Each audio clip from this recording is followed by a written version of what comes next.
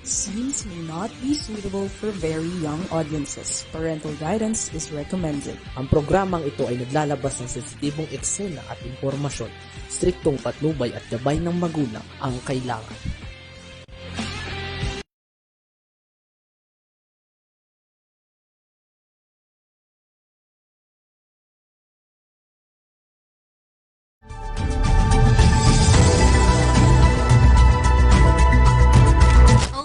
Isang magandang araw po sa inyong lahat.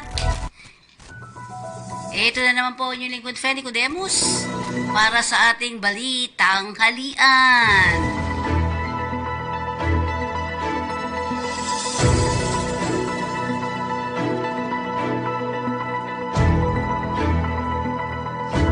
At sa ating mga balita, itong sundalong Pinoy sugatan, isang naputulan ng daliri.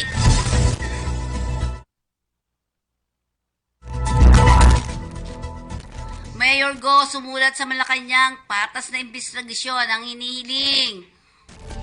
Wala pang naarestong mangingisdang Pinoy sa fishing ban ng China BFAR. Ay sa BFAR. Extradition hearing ni Tevez sa Timor-Leste tapos na. 4 na pulis guilty sa pagpatay sa mag-ama. Quezon City mananatiling safe place sa LGBTQIA+, ayon kay Mayor Joy. Na-dismiss na PNP official timbong sa droga. Delivery rider todas, 2 pang sugatan sa pamamaril sa Quezon City. Sa kabuuan ng ating mga balita, mainit na balita, 7 sundalong Pinoy ang sugatan. Isa rito ang naputulan ng daliri sa agresibong aksyon ng China habang nagsasagawa ng resupply mission sa BRP Sierra Madre sa Ayungin Shoal nitong nakaraang Lunes.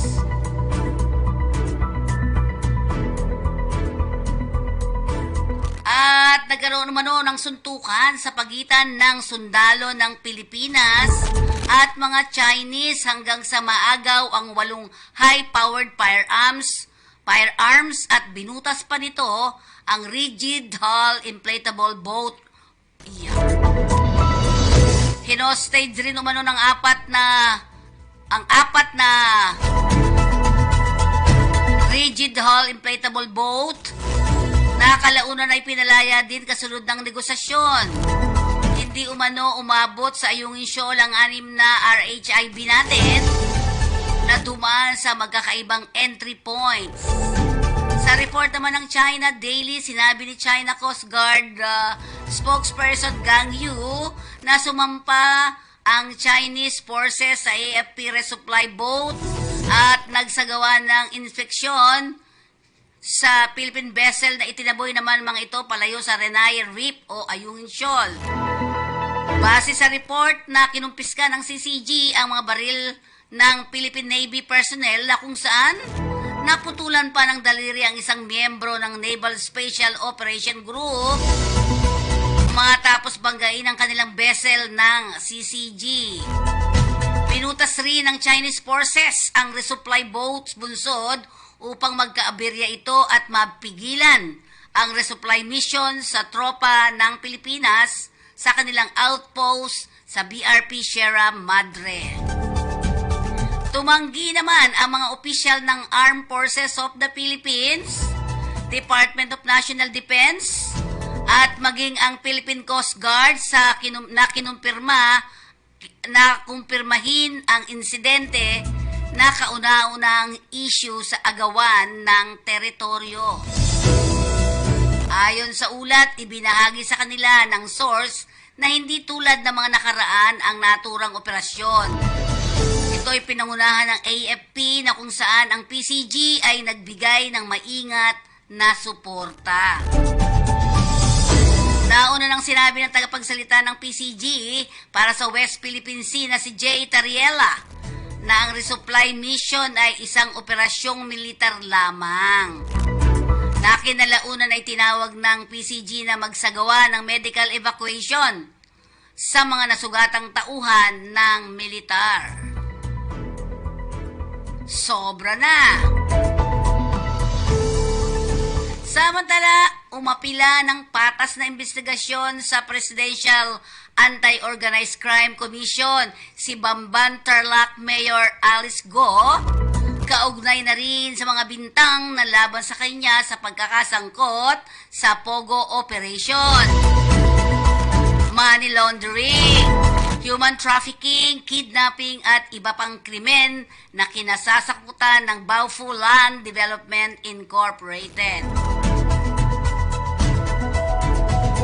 Sa 7 pahinang liham na ipinadala ni Go kay PAOK Chairman at Executive Secretary Lucas Bersamin, sa pamamagitan ng kanyang mga abogado na sina Attorney Yvette Gianan at Attorney Lorelei Santos, ay ipinahayag nito ang kanyang kahandaan na makipagtulungan sa naturang investigasyon. Subalit, umapila ito na mabigyan siya ng presumption of innocence at hindi agad husgahan base sa mga negatibong isyong ipinukol sa kanya na pawang walang ebidensya at walang katotohanan. Giniit pa rin ni Go na bagamat siya ang alkalde ng Banban ay hindi naman siya ang dapat sisihin at isangkot sa mga krimen na nangyayari sa naturang lugar. Aniya, limitado lamang ang kanyang naging partisipasyon sa Pogo sa Banban. Pagbibigay lamang ng business permit ang siyang mandato ng alkalde. Ang pagiging mayor ng isang bayan ay hindi otomatikong nangangahulugan na ito ay maaring protektor, kasangkot o kasabwat sa lahat ng krimeng nangyayari sa kanyang nasasakupan. Bagamat ang posisyon ng mayor ay may kaakibat na responsibilidad, hindi ito nangangahulugang lahat ng aligasyon ng illegal na gawain sa bayan ay basbas ng kaalaman at kaalaman ni mayor. Yan ang sinahaad ni Go sa kanyang sulat. Nanindigan din si Go na ang mga akusasyon laban sa kanya ay dapat patunayan ng mga konkretong ebidensya at hindi lamang batay sa haka-haka. Ipinaliwanag din ni Go kay Bersamin na walang katotohanan ng paratang na ang layunin ng pagkakatatag ng Baofu Land Development Incorporated ay para sa money laundering at upang magpatayo ng isang Pogo Hub sa Bamban. Sinabi ni Go na ang Baofu Land ay tinatag alinsunod sa batas ng Pilipinas at ito ay lehitimong nakarehistro ayon sa panuntunan ng Security and Exchange Commission. Wala ring basihan ang paratang ng conspiracy theory. Hindi aniya totoo ang naratibong siya ay tumakbo bilang mayor ng Banban upang protektahan ang Baofu Land. Pinakangako ni Mayor Go kay Bersamin ang kanyang buong kooperasyon sa anumang proseso ng investigasyon at pagbibigay ng kinakailangang dokumento o pahayag upang linisin ang kanyang pangalan.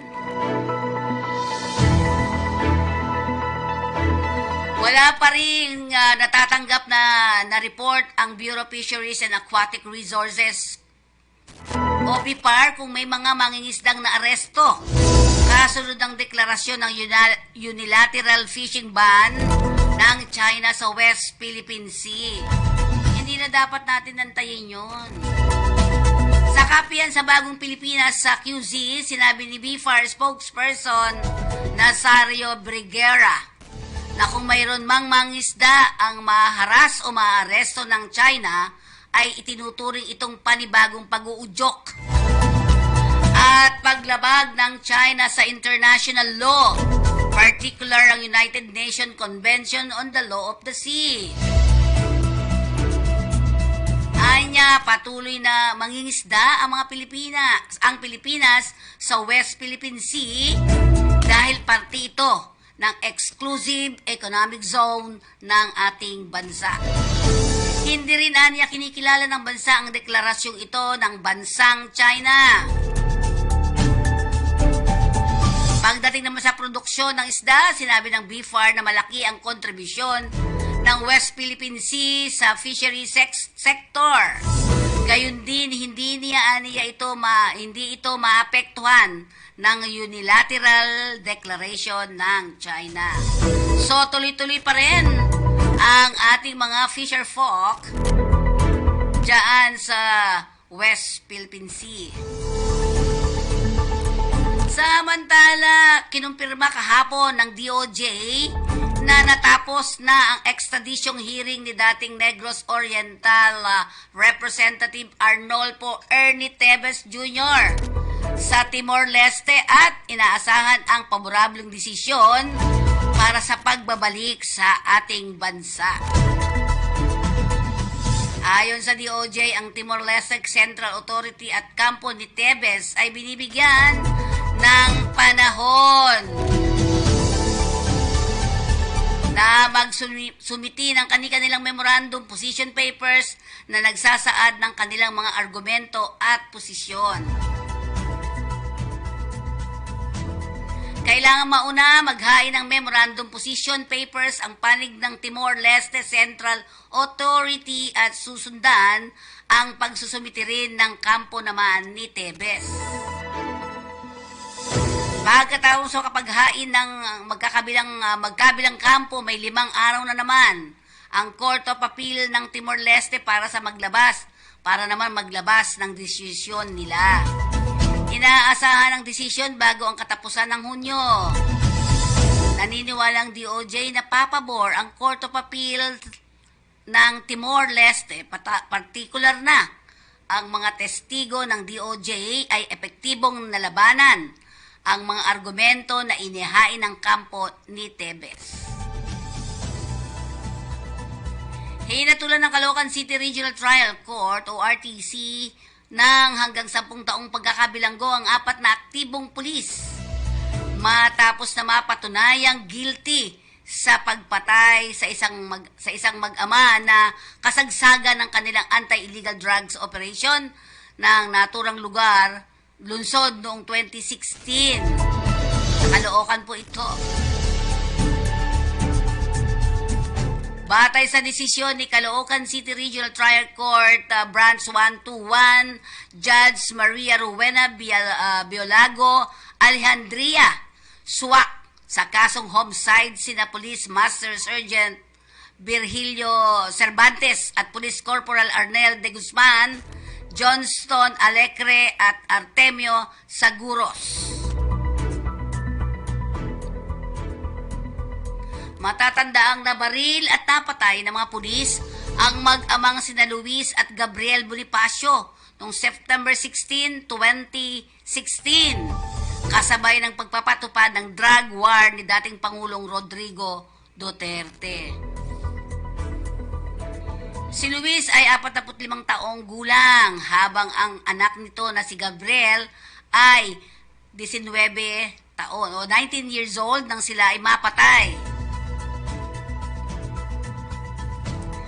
Kasunod dito, pinagbabayad rin ng korte ang mga pulis ng tigta 300,000 piso para sa danyos sa naiwang pamilya ng mga biktima. Iginiit ang pamilya Bonifacio na hindi sangkot ang mag-ama sa illegal na droga at hindi rin nagpaputok ng barir. Bagamat self-defense ang alibay ng mga pulis, ibinasura pa rin ng korte at mas kinatigan ang reklamo ng pamilya ng mga naturang biktima. Mananatili naman safe place ang Quezon City para sa mga LGBTQIA+ community. Ito ang sinabi ni Quezon City Mayor Joy Belmonte kaugnay ng ginagawang paglulunsad ng Laban 2 Laban sa Karapatan na bahagi ng selebrasyon ng lokal na pamahalaan kaugnay ng Pride Month ngayong Hunyo. Sinabi ni Mayor Belmonte na ang aktibidad ay isang pagpupugay at galing ng LGBTQIA+ community at para wakasan ang pang-aabuso at diskriminasyon sa mga naturang hanay. Binigyan din ni Mayor Belmonte na mula noong 2014 ay nagsimula na ang Quezon City LGU na bigyan ng patas na pagkilala at pangangalaga ang LGBTQIA+.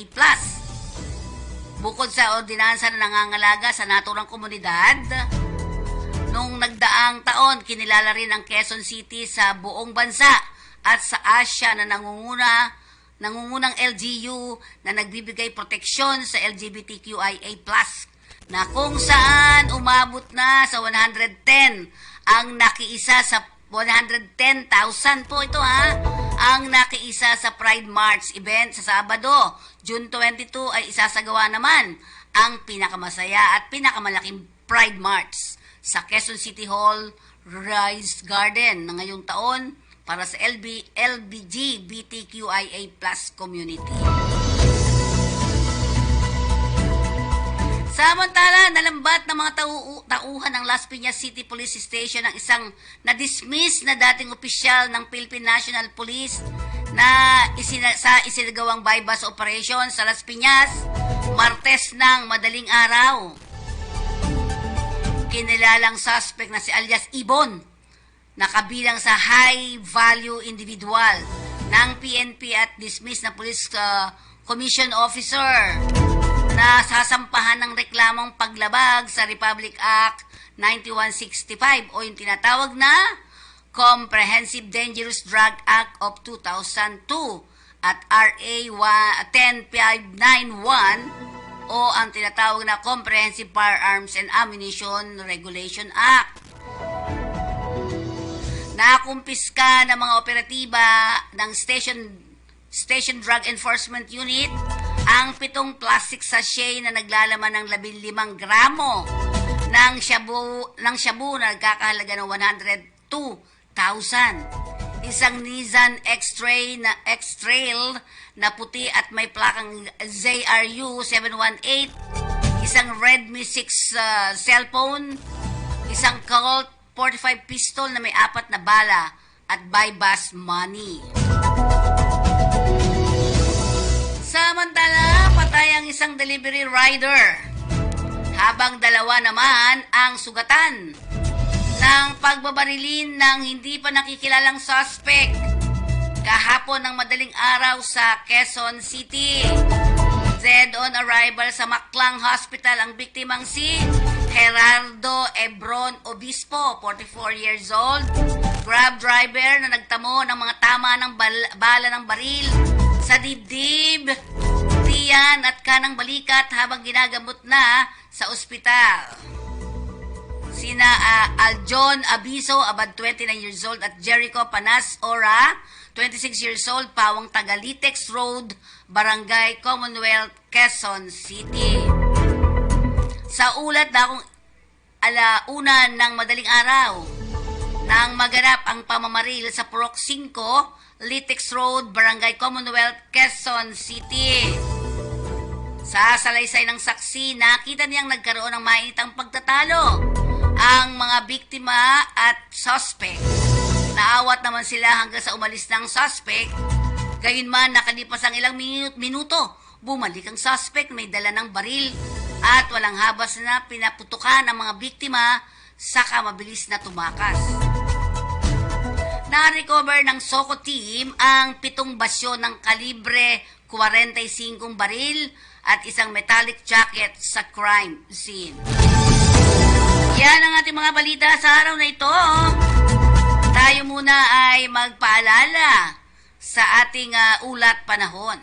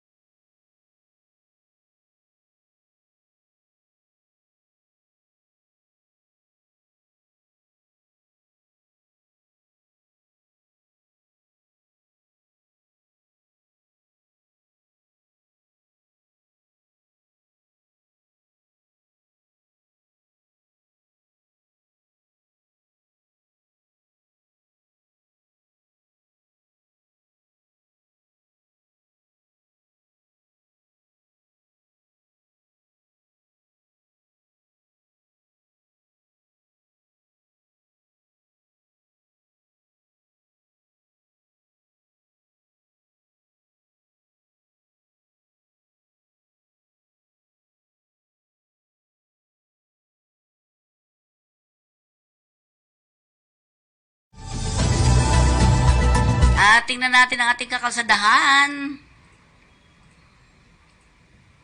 Ayan. So, ang ating Balintawak Toll Plaza, medyo malayo lang ang kuha, no? Pero may mga pagbabayad lang naman yan. Sa ating Mapulang Lupa, ayan, medyo passable naman lahat. Medyo nagkokonti ang tumitigil ng paunti-unti. Yung papuntang northbound. Dito naman sa may Kawayan, north and southbound, ayan naman, maganda naman ang takbo. Sa Bukawi, medyo mabagal-bagal ba ng kaunti? Ayan. San Fernando, ayan. At syempre, ang Mindanao Toll Plaza, medyo naghihigpit, no? Diba? At medyo mabagal ang pag-usad. Sa Mapulang Lupa, napakarami ng sasakyan. Pero passable pa rin naman. Yan po ang ating kakalsadahan. At ngayon, dakuha natin naman ang ating trabaho patrol. Pero bago yan, serbisyo muna. Attorney Lay Popiña, ang Vice Mayor ng Cabuyao City Hall.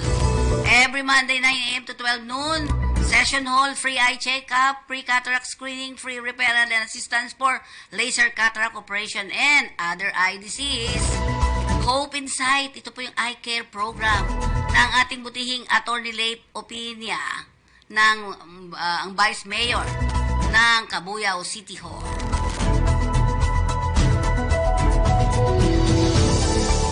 At ang ating female cleaners, kailangan nila ng 100 female cleaners sa Saudi Arabia.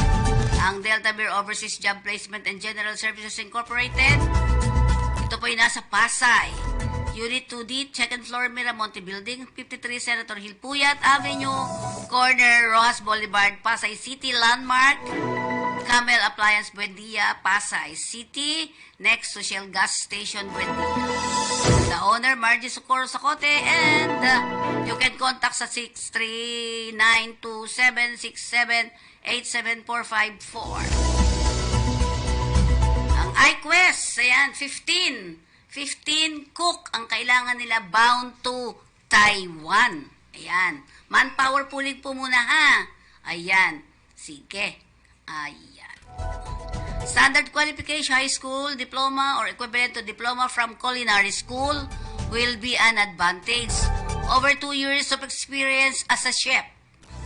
Excellent use of various cooking methods, ingredient, equipment, tools, and processes.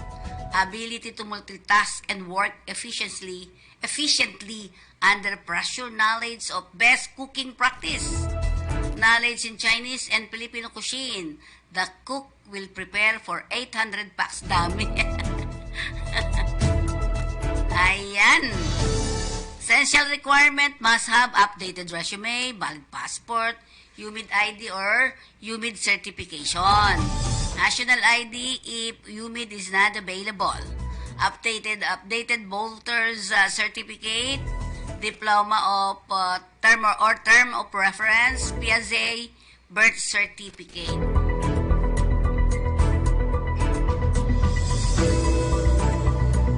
Okay, you can apply now. Scan QR code. Ayan po ang EQ. Diyan lang po, para hindi kayo masyadong maharas. Even ng traffic, pupunta pa dyan sa mga lugar-lugar, At meron po silang opisina sa Manila. Ito yung Unit 302, Bareb Mansion, 1679A Mabini Street Corner, Malbar Street, Malate, Manila. Second floor, Galaxy Prime Building, nasa 54-3C, Tapuac District, Dagupan. Sa Ilagan, meron sila sa Unit number 8, Eternal Building, Redemptorist Road, Barangay San Miguel, Iligan City. Sa Dumaguete, meron sila sa Unit B, Claytown Homes, Claytown Daro, Dumaguete City. Okay, ang Armed Forces Hospital Southern Region, kailangan nila ng mga registered nurse sa cardiac OR, registered nurse sa cardiac cath lab. Tingnan niyo po yung salary, $1,533. Ang requirement, bachelor's degree in nursing, registered nurse, valid license, Saudi Council registered, desired but not required. BLS certified, minimum of 2 years current experience in relevant area. Babae o lalaki po, kailangan nila ng mga registered nurse. Sa mismo site, Kingdom of Saudi Arabia. You can apply for arms.lbsrecruitment.com.ph or you can send your updated CV to apply.msd@e/recruitment.com.ph. Or if you want to visit their office, LBS Recruitment Solution Corporation ay matatagpuan sa number 610 Gochanco Building, TM Calao Street, corner MY Orosa Street, Ermita, Manila. Meron pa? Ayan, Staff House, live in possession, in cooperation of Niners. July 1st, 2024. Career opportunity in healthcare that requires an English exam. Via Zoom pala to, ano? Ang CF Sharp naman ay nangangailangan ng top urgent tanker vessel. Okay, please send your CV to recruithire@cfsharp.com. Yan po ang kabuuan ng ating trabaho patrol. Magpaalala muna tayo mula sa ating himpilan. Hello kabayan! Ako po si Mafe. Mag-a-abroad ka ba? Handa ka na ba? Ito ang mga bilin sa inyo ni Pidos. Isa-isip ang gusto mong makamit sa iyong pagtatrabaho sa ibang bansa. Ito rin ang susi ng iyong tagumpay. Ihanda ang sarili, kabayan, sa trabaho nga harapin sa labas ng bansa. Tandaan mo, kabayan, ang iyong responsibilidad at karapatan. Ito ang gabay mo sa paggampan sa iyong tungkulin. Umangkop ka rin sa batas at kultura ng bansang pupuntahan. Ito ang iyong magiging pansamantalang tirahan. Pangalagaan mo rin ang kalusugan. Kailangan ang malusog na pangangatawan sa trabahong gagampanan. Buksan mo ang isipan sa bagong kaalaman at kasanayan. Ito ay hagdan sa muling tagumpay. Kabayan, makipag-ugnayan sa pamilyang naiwan. Panatilihing buo ang pamilya kahit malayo ka. Mag-ipon dahil ang katuparan ng iyong mga pangarap ay nakasalalay dito. Maghanda at magplano para sa iyong pagbabalik, kabayan, ha? May mga ahensya naman ng pamahalaan na makatutulong sa oras ng pangangailangan. Huwag kang mag-atubiling sila ay lapitan. Salamat! Sana may naintindihan kayo.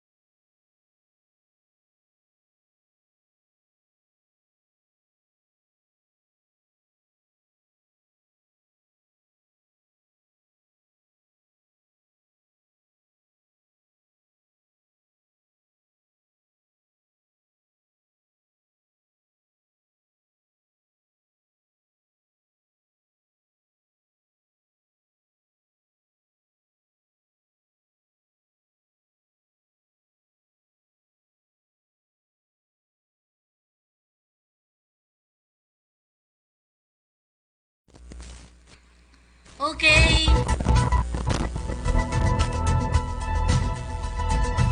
At syempre dito po nagtatapos ang ating Balitang Halian. Thank you very much po sa lahat po ng tumangkilik ng ating programa. Salamat po.